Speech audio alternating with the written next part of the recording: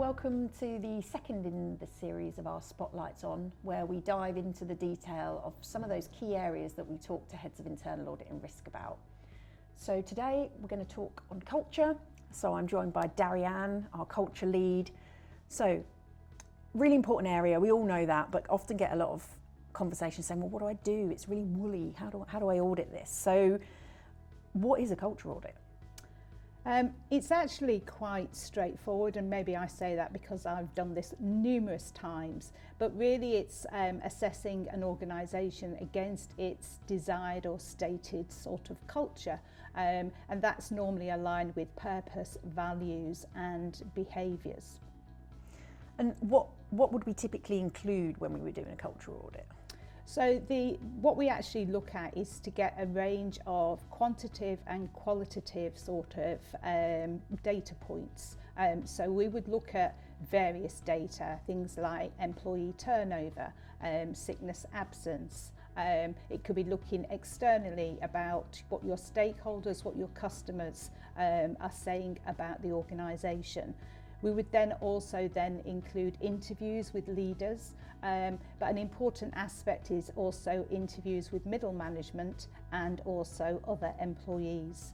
And so we use different techniques. We'd run focus groups, so it's a combination of those techniques would be used to do a culture audit. Okay, and I guess I hadn't really appreciated the breadth of data points, and actually then sometimes that can be a little bit challenging. And so when we get pushback saying, oh, actually other things are more important, like why is culture so important?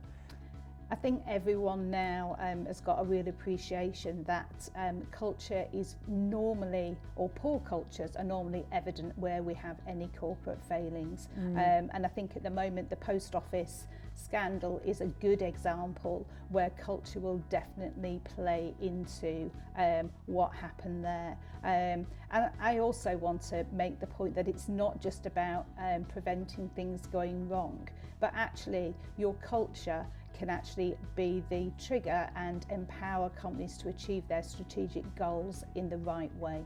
Well, that's a really good point, because internal audit is also there to support and enable growth and to support the achievement of the objectives. So yeah, that's a really good point. The benefits of doing it, like what's the good stuff that comes out of doing a culture audit? I think organisations are a little nervous about actually taking the lid off culture. And we're actually doing a deep dive into what your employees are feeling, how your customers also sort of talk about your business. So you've got to be quite brave to do it. But what it does, it means that you can then have that insight into what's actually happening within your own business. And it's far better that internal audit play a role in actually being able to highlight issues, also strengths that you can then enhance and talk about. So for me, it's not just about finding things going wrong, but it's also about putting a spotlight and some emphasis and celebrating where company culture is really strong. Oh yeah, no, that's good. Yeah, I like the idea of the sort of celebrating the good stuff as well. And finally, what's the difference between this and auditing risk culture?